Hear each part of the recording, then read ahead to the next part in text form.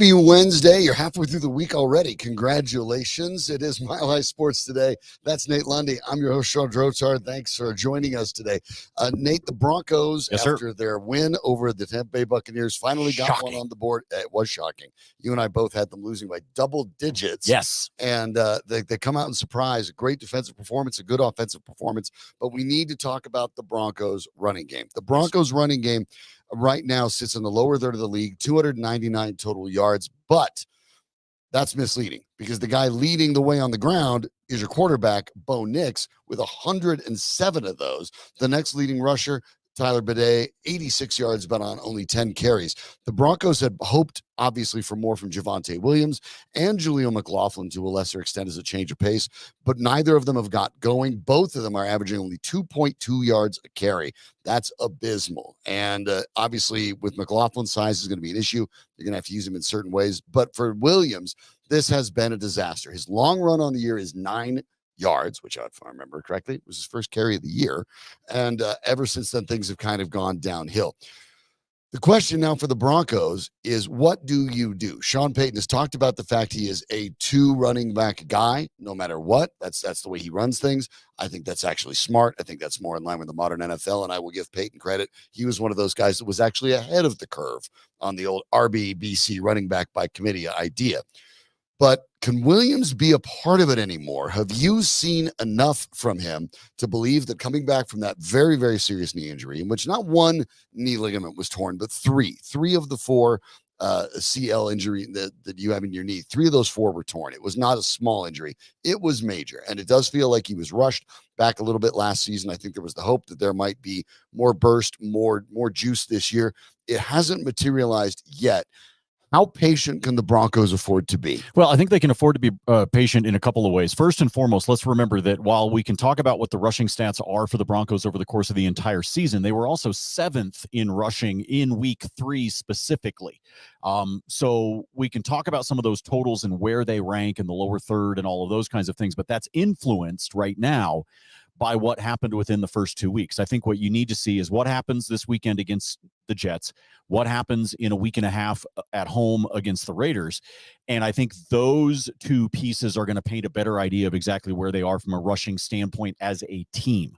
I think where I go from the rushing discussion, I'm going to throw 2 things out there that I think are almost 2 different train tracks for us to follow here, if you will.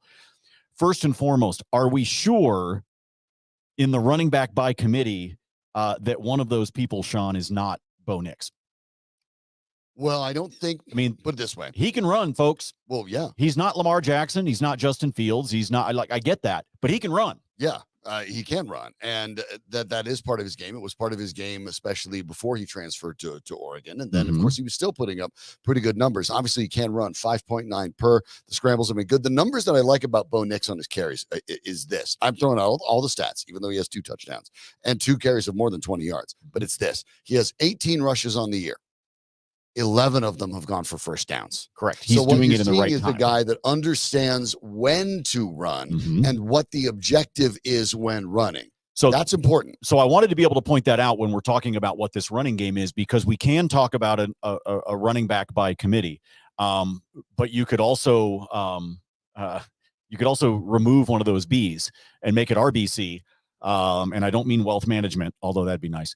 What I mean is rushing by committee, because I think that we have seen that happen with a lot of teams in the NFL as we've seen the evolution of RPOs and things like that at both the college level, and we've seen some of it inject itself into the NFL as well. So I just want to throw that out there, that I think one of the things we need to think about is I think you can count on Bo Nix to have 25 yards or more of rushing in pretty much any game.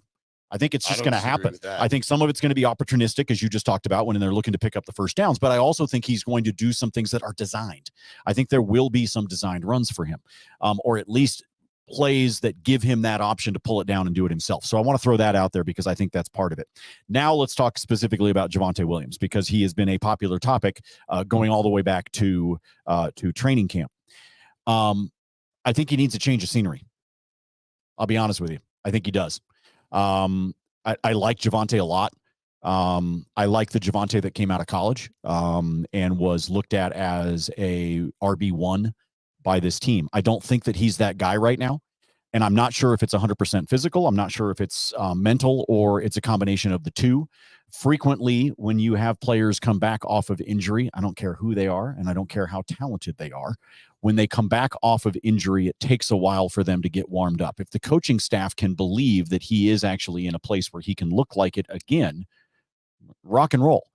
I'm just not convinced that that is going to happen for him. And I think that sometimes the best thing that you can do as a player is go to another team where not only is it a change of scenery, it's a change of coaches, it's a change of play calling or whatever you want to look at. It could also put him in a spot, Sean, where he is not the guy that they have to rely on, where there is that expectation, where there's so much pressure on him trying to get back to being the guy that he was. If he goes to another team where he is taking a back seat to somebody, for example, right? I'll give you this. Today, there's some news coming out of Houston that it looks like Dameon Pierce is going to be coming back for the Texans from a running back standpoint. If that weren't the case, I could totally see somebody like the Texans saying, send him to us. Yeah. We'll give you a conditional. With Joe Mixon being hurt. We'll give you a conditional 7th. And if he accumulates X amount of playing time, X amount of snaps, X amount of yards, whatever it is, then the pick gets elevated into something else. But if not, the Broncos don't walk away empty-handed and he gets a different look.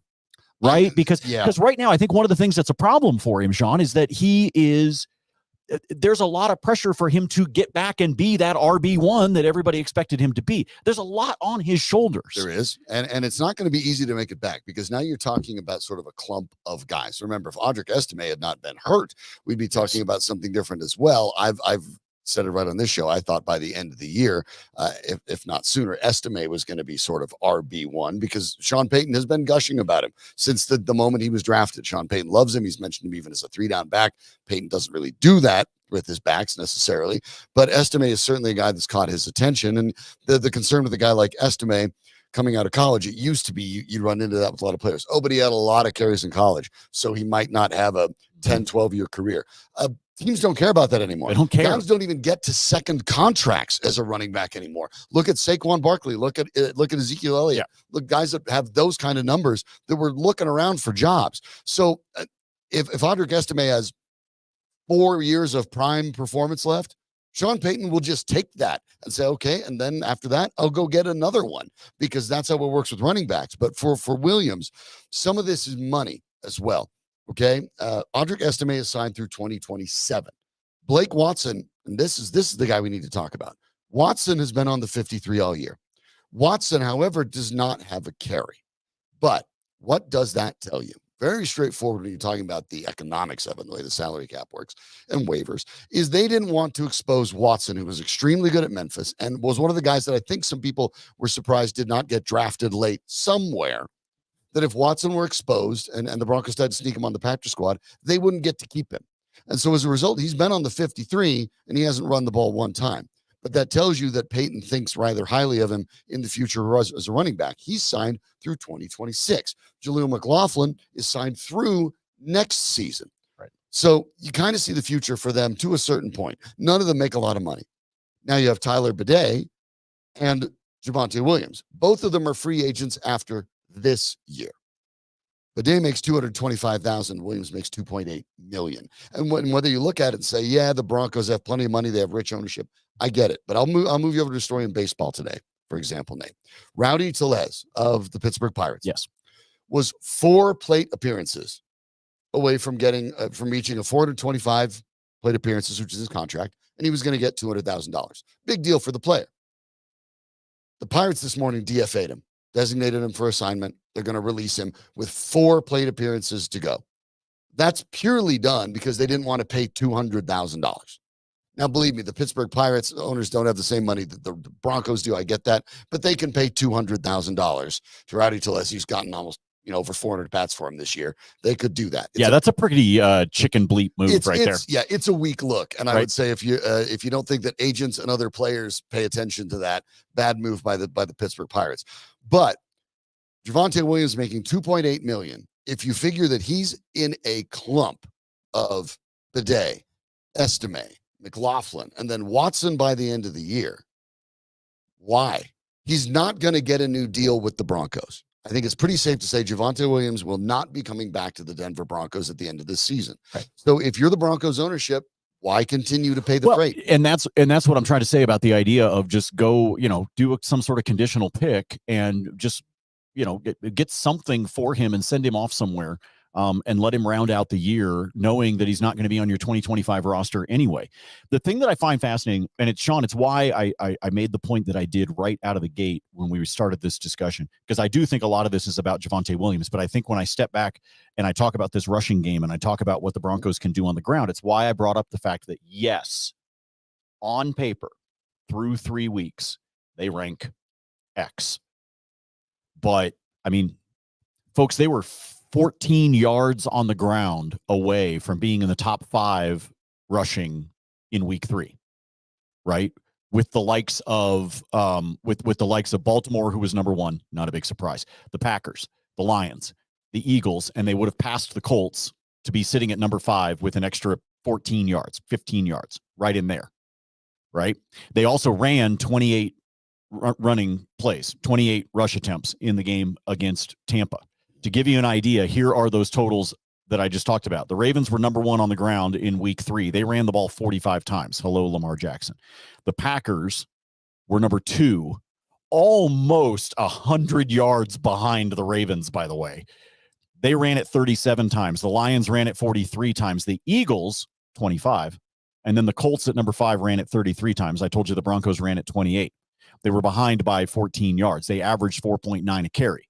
If you ran the ball 5 extra times and were up there with the Colts, hell, you might be third. You might have passed the Lions at that point. Mm-hmm. So I think there's a little bit that got figured out with this team. Was it opportunistic against Tampa? Yes, it was. They took advantage of the fact that Tampa was missing 2 of their best defenders, if not the 2 best defenders on that roster. Especially right down the middle with Vita Vea. Exactly.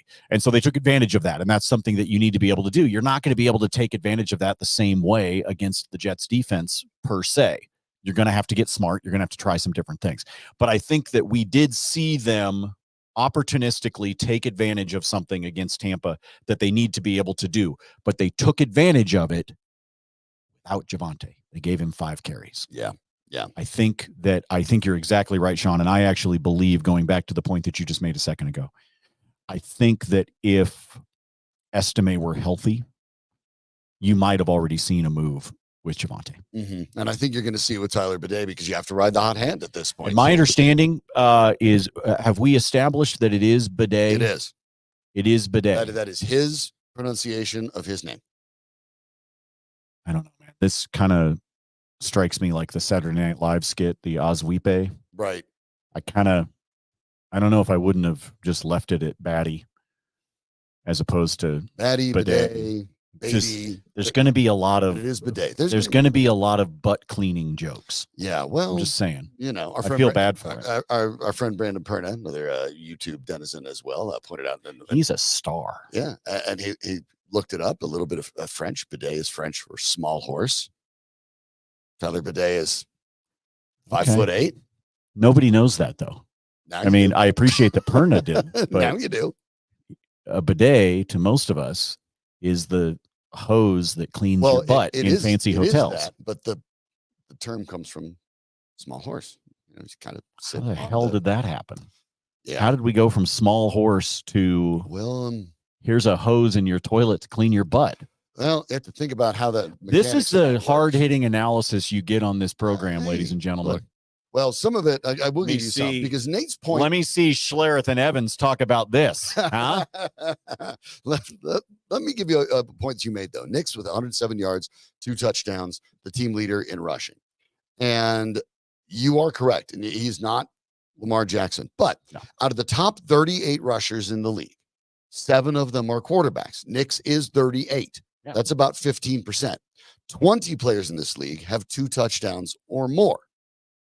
That's and 3 of them are quarterbacks. That's 15%. Nick's is one of those with 2.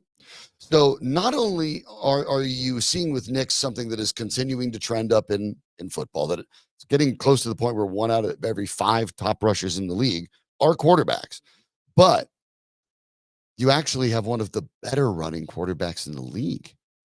So at least showing on average per carry, 5.9 per carry. The 11 first downs on 18 carries I gave you. So efficiency, 2 touchdowns in this run. Nix has actually been one of the most efficient and effective runners in the NFL. 2 of his carries on only 18 have gone for longer than 20 yards. So is that going to be part of the scheme? Yeah, he's not going to be Lamar Jackson. He's not going to be Jalen Hurts. He's not going to be Justin Fields, who, by the way, even on the ground, he's been better than this year. But that's one of the part of Bo Nix's game that we have to think about as well. That perhaps at Oregon, where they didn't utilize it as much, in an NFL where the RPOs are really being a lot of the playbooks where quarterbacks have necessity to run, perhaps Bo Nix running, that's part of what's going to make Bo Nix an effective quarterback, and it may help the Broncos running game at the same time. But it makes it extremely difficult for Javonte Williams, who now is kind of like in one of those NASCAR races.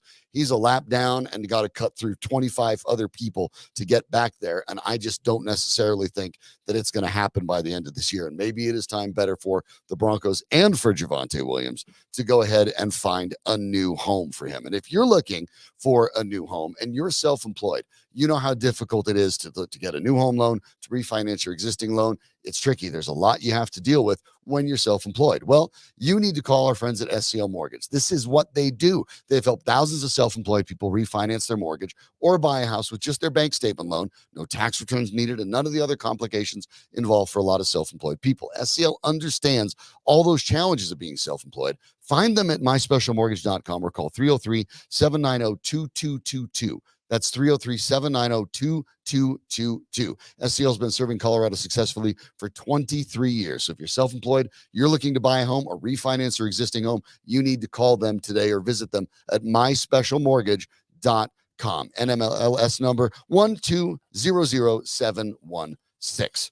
Nate, the idea for the Denver Broncos now going forward with an opportunity to even their record in New York. They are staying out at the Greenbrier in West Virginia this week. So they stay on the East Coast and they'll head up and play the Jets. The Jets, by the way, will be headed to London after this game. So maybe the Jets might be looking to that and overlook the Broncos a little bit. But maybe at this point with the Broncos, you did a good job of breaking down the running game. Remember, at the Seattle game, after that, Sean Payton admitted script got away from him a little bit and they called more passes than they should have. That would impact their running game as well. Now it seems to be leveling out a little bit. You're getting it done by committee, including Nix. The Broncos' opponents' record combined is 8-1. Seattle has yet to lose. Pittsburgh has yet to lose. The Buccaneers' only loss is to the Broncos. Are they maybe a little better than a lot of the other 1 and 2 teams sitting out there? No. Why not? Because they should have been 1 and 2. I mean, I'll be honest. If we had looked at this, I think they should have beaten Pittsburgh. So yes, but they also should have lost to Tampa. So, I mean, if we go back and we look at this, let's call it week 0. Okay. Let's say that we were breaking down this schedule ahead of the start of the regular season. And this is why. Right. This is why you don't break down the schedule in May when it comes out. Okay. But if we had done it in week 0, right before the season started, which means we know about injuries, we know about all those kinds of things that could have happened over camp. We know about depth charts and things with teams that maybe had question marks, including the Broncos. Okay. But if we had gone into week 0, if I had sat here and said to you as a Broncos fan, they're going to be 1 and 2 after week 3, you would have said, oh yeah, that makes sense, because you would have expected them to lose in Seattle. Because again, I come back to what we've talked about a billion times. It has nothing to do with the fact that Seattle's now sitting here at 3-0. It has to do with the fact that it is arguably one of the best home field advantages in all of the NFL. Okay. So you were going to be 0-1. I think as a Broncos fan, you probably would have said, oh, well, if it's going to be like Justin Fields, which remember in week 0, it was looking like that was going to be the case. It was not back in May when the schedule came out, but right before the season started, there were indicators in Pittsburgh that were saying Russell Wilson was not going to be able to play at the beginning of the season and that it was going to be Justin Fields. And I think if I had said that to you as a Broncos fan, you would have said, okay, we can beat Justin Fields. We beat him last year when he was in Chicago. We can beat him at home. So now you're 1-1. And again, if I had come to you on September the 1st and said, yeah, and then you're going to go to Tampa and you're going to lose and you're going to be 1 and 2. I think as a fan, you would have said, yeah, okay, that sounds about right.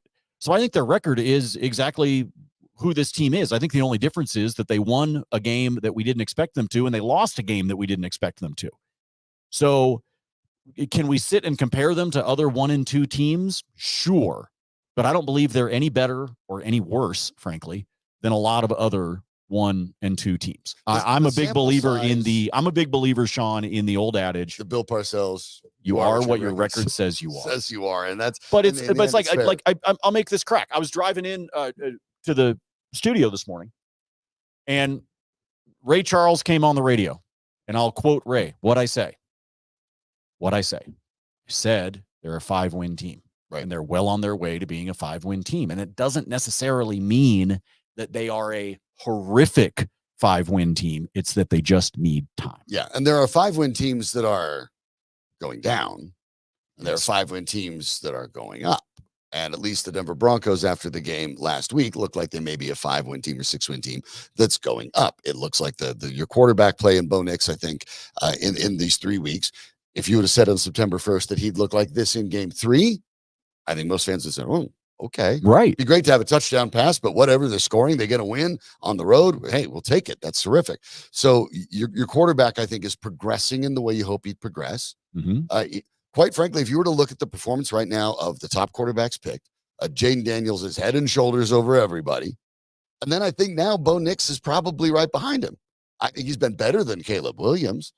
And, obviously J.J. McCarthy's hurt. Drake May hasn't had his chance yet. Mm-hmm. But I look at Nix thus far has been better than Williams, who has been, I think, in the first 3 games, something of a disappointment. I don't think Bears fans are freaking out about it, nor should they. No. But I think I mean, Bears fans freak out about a lot of things. I got to be honest with you. One of the most entertaining things you can ever listen to in your sports fandom is Chicago area sports talk. I mean, speaking of the old, it's special. Saturday Night Live. It's special, folks. The sky is falling at any given moment, or they are hoisting the Lombardi Trophy at any given moment. Yeah, it changes faster than the wind coming off of Lake Michigan. But the defense, though. So that's where I would think in camp. Mm-hmm. I'm going back to Ray Charles again. What I say in camp, I said to you, this defense is going to be better than people think it is. Even with the loss of Justin Simmons, which I'm still pissed about, but that's different. I thought this defense was going to be better than people thought because I thought the front 7 was going to be better than people thought. And I think that is the reason why they've been able to keep teams down. Now, some of that is because you faced Geno Smith and Justin Fields. Okay. Right. Baker Mayfield, different story. But you faced Justin Fields and you faced Geno. Although I was the one that was sort of talking Geno Smith down, and you pointed out, you're like, wait a minute, you gave numbers left and right. Oh, yeah. You pointed out, like, Geno Smith's a lot better than you all think. Yeah, Geno Smith is better than people think, but he's still Geno Smith, and he didn't have, I told you there has been a drop off in the last season and a half on Tyler Lockett. DK Metcalf is DK Metcalf, right? He's just going to be his guy.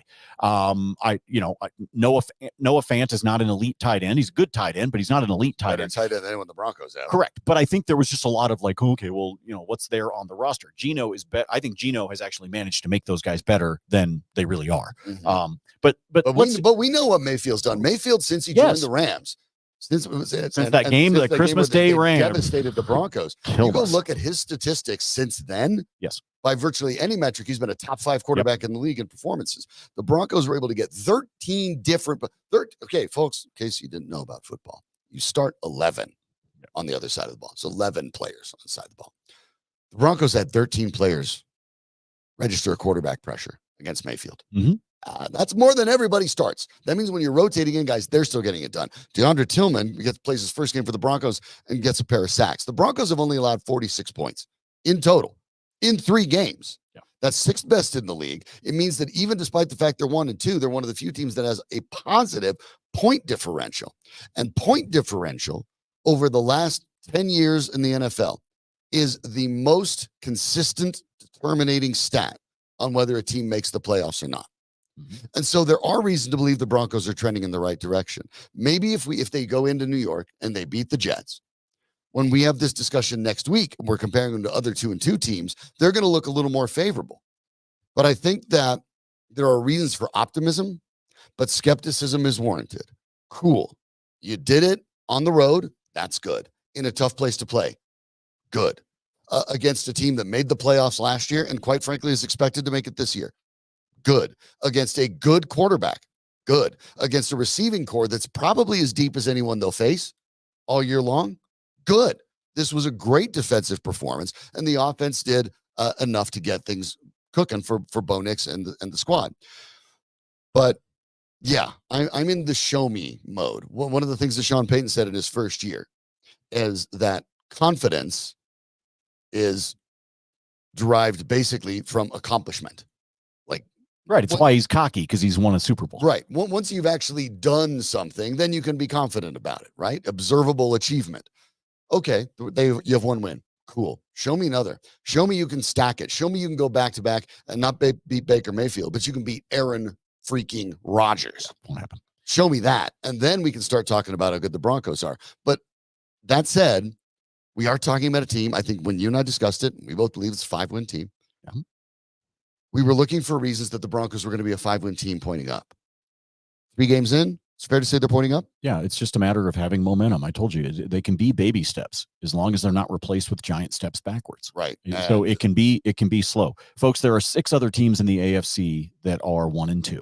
Okay. And you can just answer this yourself. I'm just going to read them off. And while you're staring at the screen right now, you tell me if the Broncos are better or worse or equal to these. All right. Miami. Without Tua, I'd put the Broncos in a better place. Okay. Without Tua. Yep. With Tua, totally different story. Are they better than the Patriots? I believe they are. Yes. Okay. Are they better than Baltimore? No. Are they better than Cleveland? Meh. Not sure. Are they better than Indianapolis?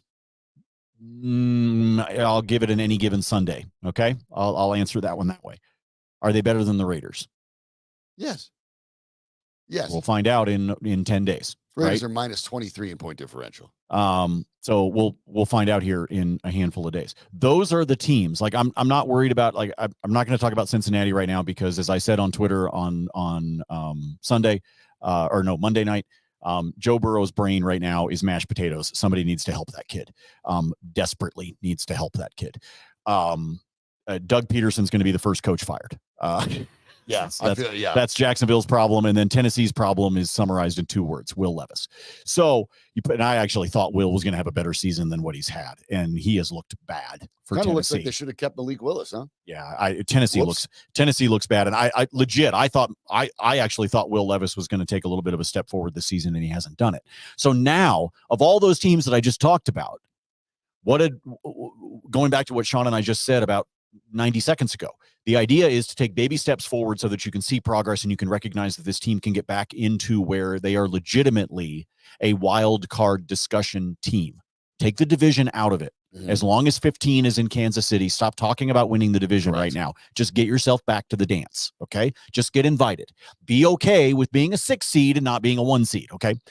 If that's the case, you change things up very dramatically. But when we talk about those teams, the Patriots haven't figured out a quarterback situation yet. We don't know the answer to it. I believe that Cleveland has a massive quarterback problem. That's just me. Baltimore does not have a quarterback problem, even though they're 1-2. The Indianapolis Colts, maybe.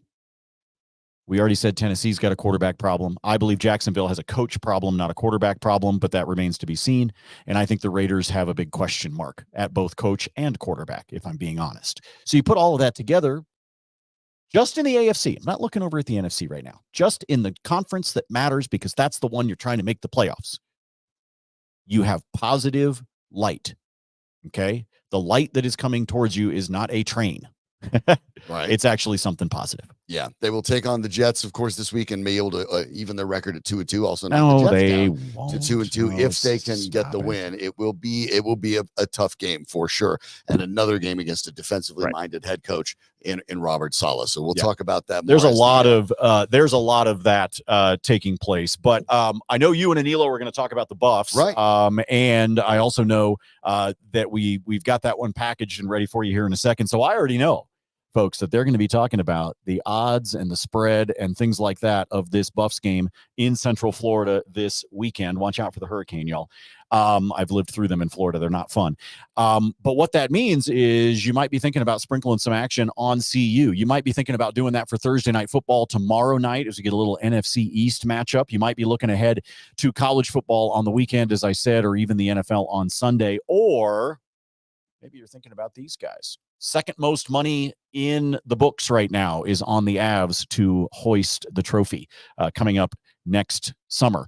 But all of that means it's time for you to get signed up. Maybe you've got a book that you already like. If so, fantastic. That's great. If you're thinking about adding a second one to the mix or even a third one to the mix, remember, shopping odds is one of the things that the folks that do a lot of sports betting, myself included, do. You make sure you got more than one book because you want to compare the odds. Sometimes the differences are pretty minor, and sometimes they are dramatically different from book to book. And that is why I do. If you're somebody that bets a decent amount, I do recommend to you that you have more than one book so that you can shop things around. So if you're thinking about signing up for something new and you want to know what those bonuses are, you find them at milehighsports.com and you go to our Colorado online sports betting page. Right there, we have all of the bonuses like together, all in one place, so that you can look at it and you can say, oh, you know what? I kind of like that one. I want to take advantage of that, because the bonuses are different based on the different books. Sometimes it's deposit match. Sometimes it's that no sweat idea, right? You make your first bet. If it loses, you get bonus bets back, things like that. So you can shop, you can look at it, you can find the best deal for yourself.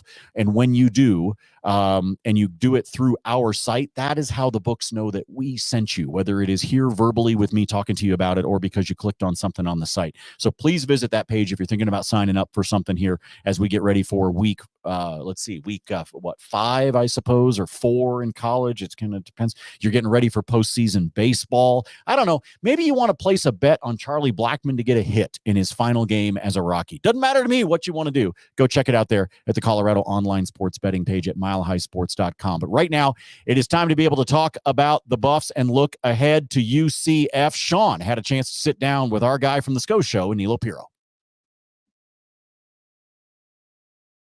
Welcome back. Joining me now, you see that helmet right in the middle here, of course. It means it's time to talk about the Colorado Buffaloes' big win over Baylor in overtime, a game in which they had not one, but 2 sort of comebacks in order to get that. And joining us now, Aniello Piro from the SCO Show. You get to catch him, of course, not only on that program, but come down to number 38 in Rhino for all of the CU games, home and away. Terrific watch parties down there.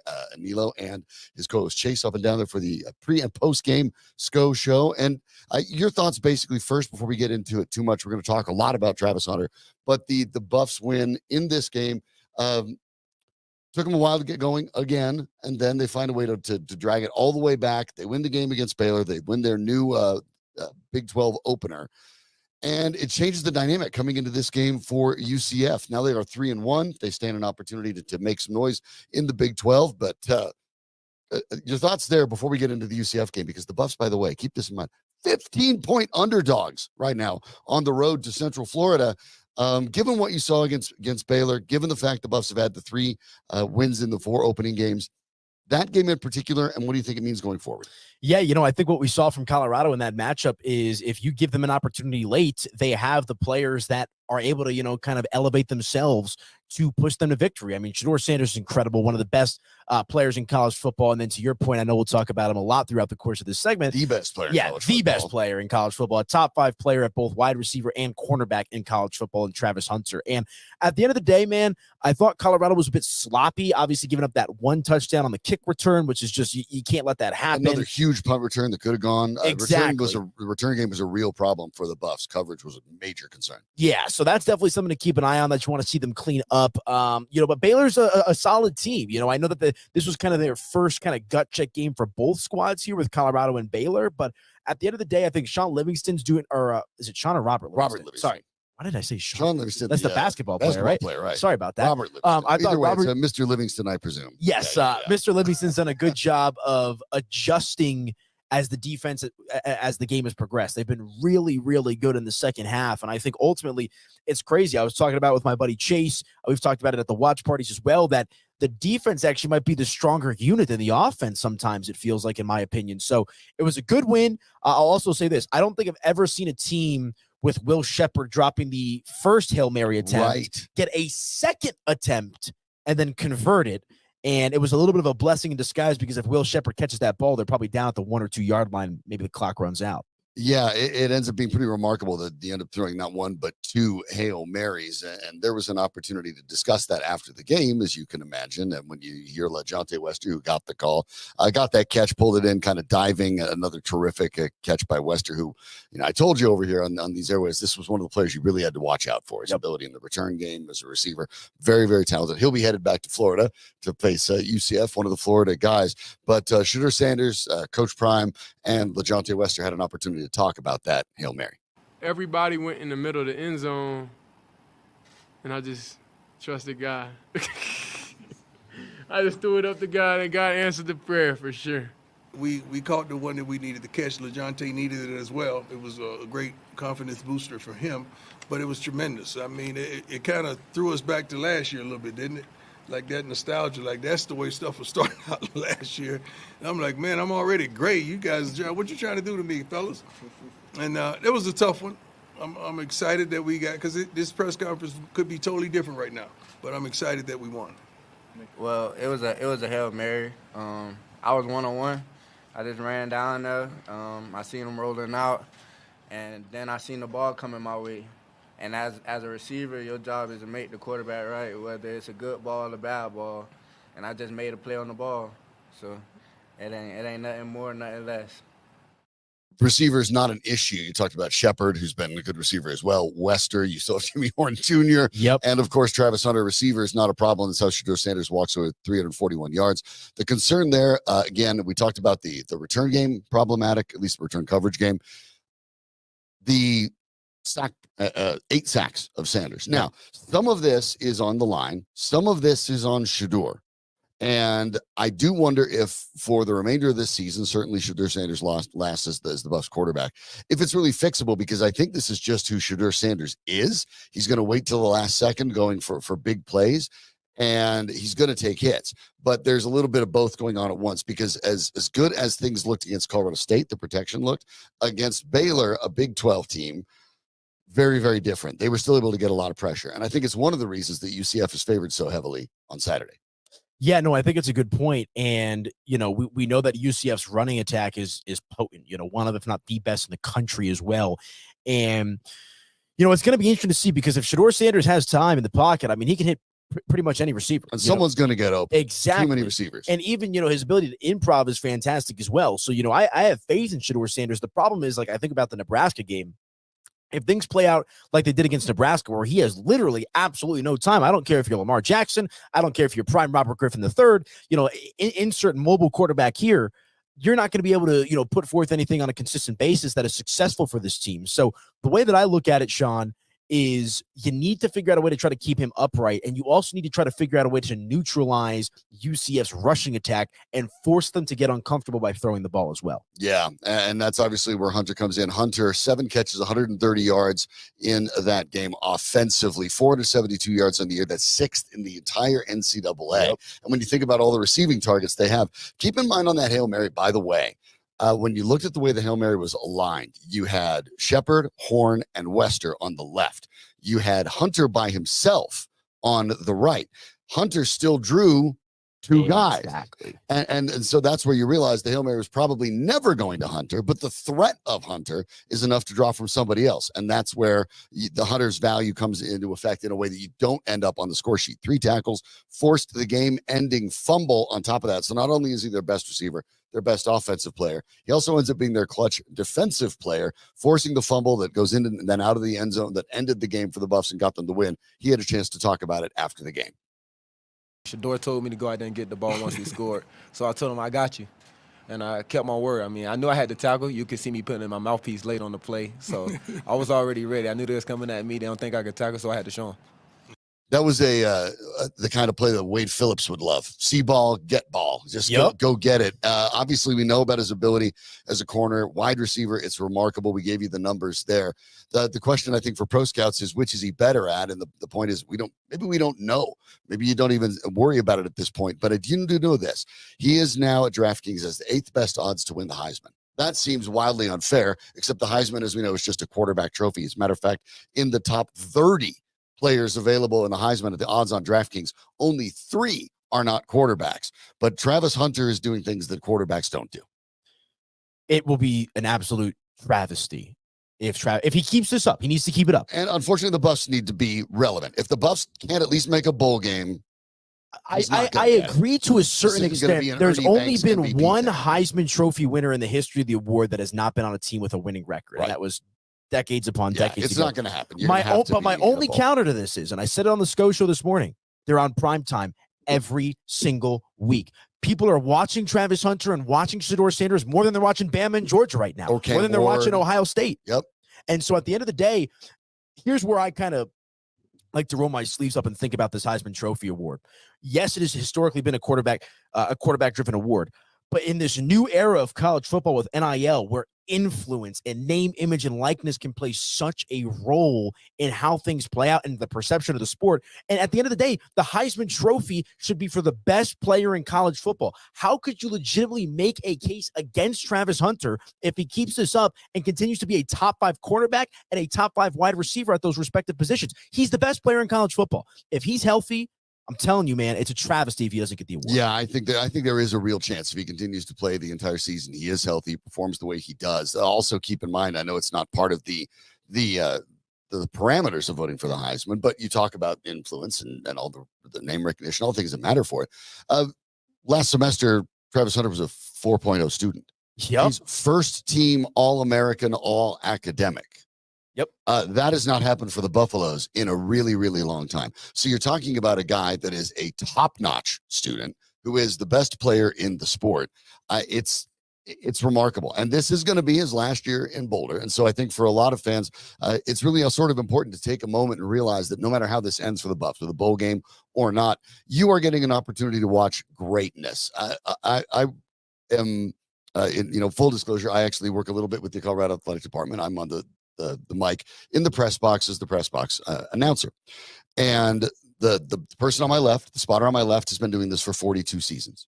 The person on my right has been doing it for 36 seasons. I was sitting there talking to both of them saying, have you ever seen a college athlete like this? And we're talking about guys that watched all of the Buffs through all of the years when they were linebacker U, when they were winning the national title. These guys have been there for all of it. And each of them, Rashawn Salam winning the Heisman, each of them said, no, I've never seen anybody like this guy. He is basically a superhero. And it's remarkable to watch this kind of run. He alone. And remember, the idea beginning of the year was well, Shedeur Sanders and Travis Hunter could both be up for the Heisman. No, Shedeur Sanders is way down on that list. It is Hunter. Hunter is the star, even though Shedeur Sanders maybe has the bigger name and bigger splash. But you're right. As the season goes along, and this will be the 5th game out of 5 that the Buffaloes will be on national television. The game was flexed a little bit here. You'll look at the rest of the year. All but one of the games for the Buffs, their kickoff time is TBD. The only one that isn't is the day after Thanksgiving, because that's already a national game.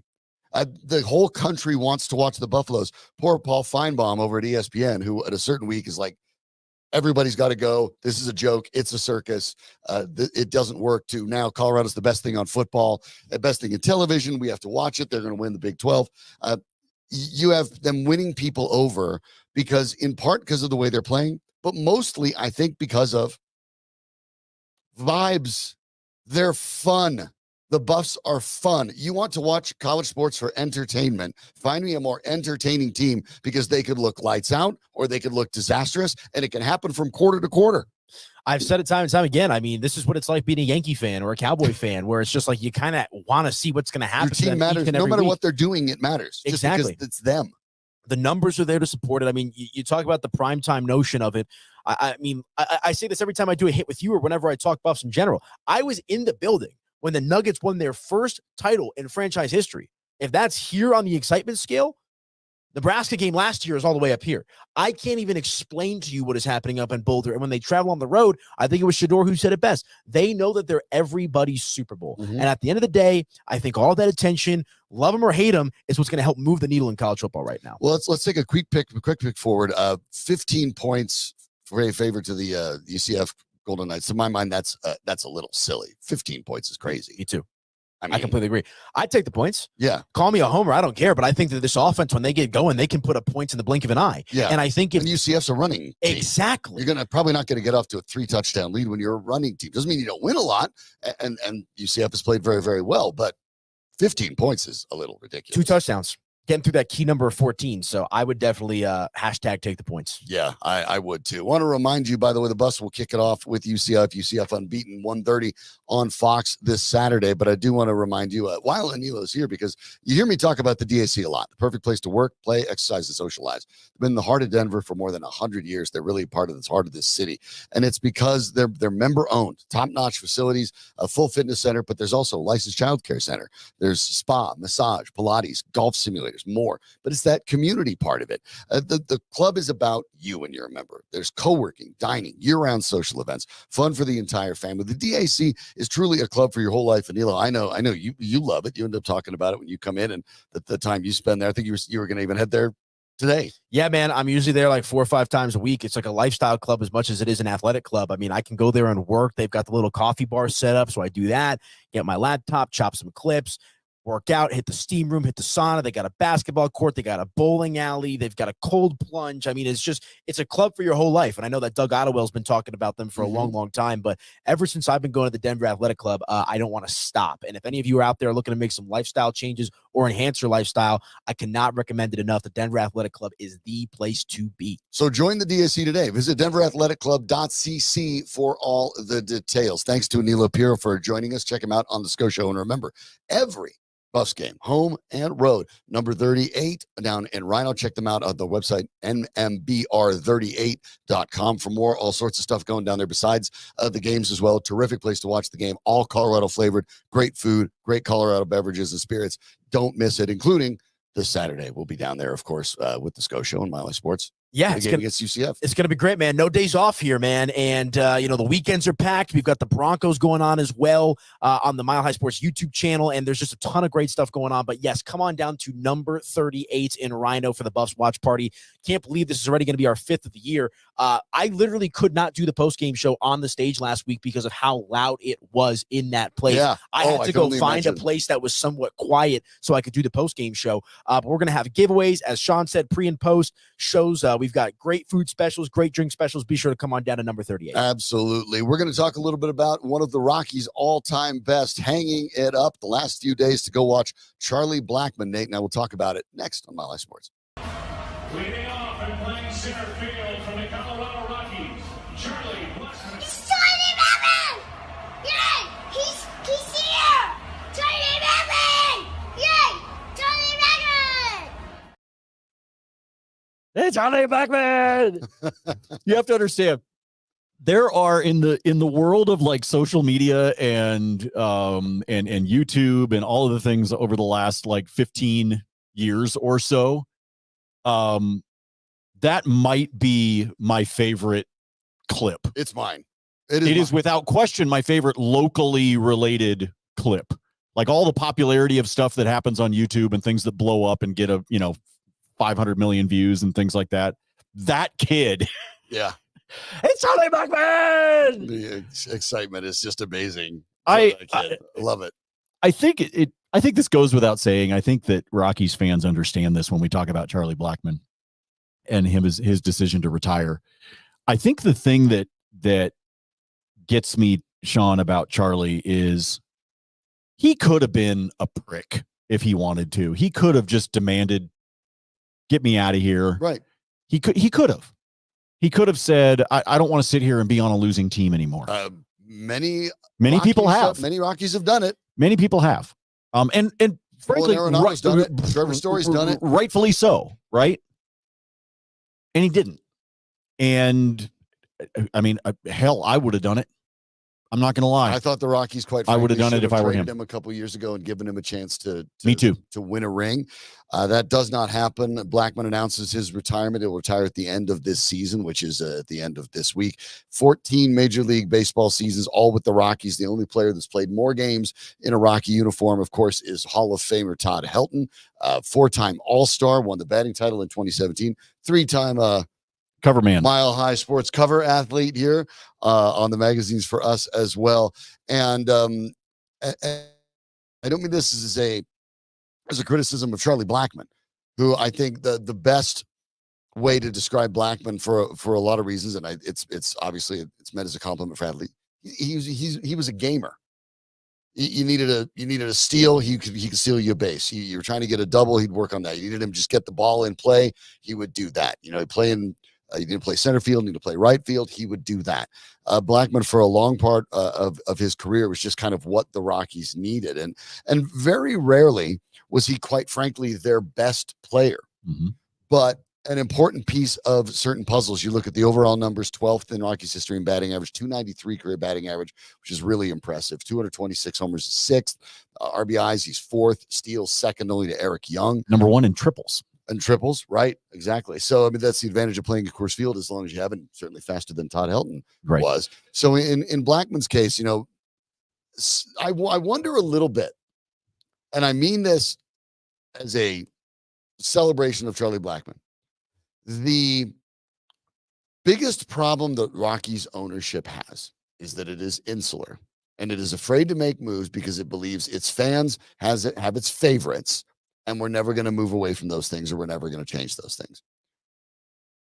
I actually wonder if that reached its apex because of Charlie Blackmon. The beard, the song from the outfield, all of the things that made Blackmon sort of a cult folk hero in town. And I think that's the way he's going to be remembered. He's going to be remembered like, remember when Charlie Blackmon played? That guy was cool. That's the way I think most fans are going to remember him. We liked that guy. Well, because you would see pictures of him like fly fishing. And, right, you know, I mean, he was fishing in the Rockies pond, right? I mean, with that damn beard, was there anybody more appropriate to be playing for a team in Colorado than him? I would argue no. I mean, he just fit he fit the role. He was relatively quiet. Yep. Right. Oh, he's an unassuming guy. Very unassuming. Wanted to spend his off seasons, you know, out fly fishing. And, you know, had the iconic beard, you know, starred in a handful of television ads and played off of his sort of quiet demeanor. Yeah. And played off of it, I think, really well. Was it? I apologize if I get the brand wrong. Was it UC Health? UC Health. UC Health. UC Health stuff. Yeah. That he was doing the ads for. So I applaud him for sticking it out. Not a lot of people would have, and I am being 10,000% honest when I tell you that if I were a Major League Baseball player, I would have said, trade me. Yeah. Cut me, get me out of here so that I can go somewhere and maybe get a chance to play in the postseason or to play in a World Series and have that opportunity again. And he didn't. He stuck it out. He's made good money. I think he will be a consistent icon on this team. And I think the way you phrased it a second ago is really accurate when you said he's a guy that everybody will go. He's a folk hero. But everybody will go, remember when he played? He was cool. Right. Like, that's just how he was cool. Yeah. I mean, he's just going to be one of those all-time fan favorites in town, regardless of sport. I think everybody in the one thing I give him credit for is for most of his time, although the Rockies did make the playoffs a couple times and he was an instrumental part of those playoff runs. Yes. The Rockies have been bad. Yes. Very bad. Irrelevant, really, on the national scene. During that time, the Avalanche have won championships. The Nuggets have won a championship. The Broncos have won championship. This has all happened during Charlie Blackmon's career. Hell, the Rapids have won a championship in Charlie Blackmon's career. Everybody in town, if you're even a sports fan, and a lot of people who aren't sports fans, they know who Charlie. Oh, you know exactly who he is. Yeah, you do know exactly who he is. That's a pretty special thing to accomplish. Yeah.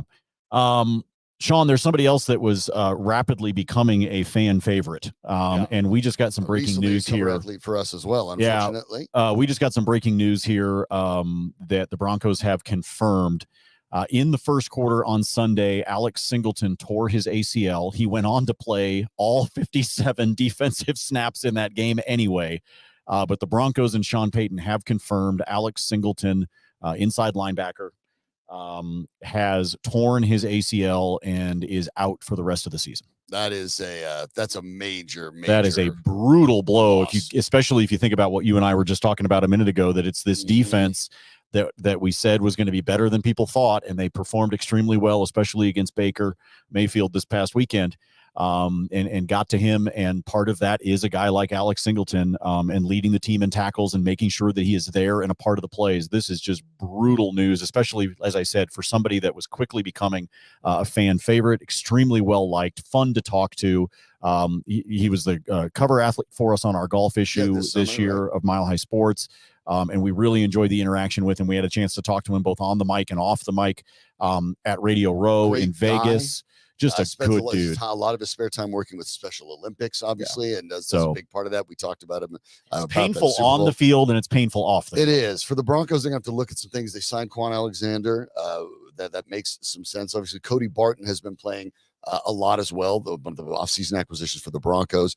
We'll talk more about how that may work out as after the dust settles on this, but obviously a major loss, the guy that's led their team in tackles for the last few years. And quite frankly, to his credit, you can have a lot of tackles in this league and not necessarily have them be impactful. And I would make the argument that when Singleton first came to the Broncos, and he and Josie Jewell were back there, a lot of those tackles were you're wrapping up a 6 yard gain on the ground. They're not all created equal.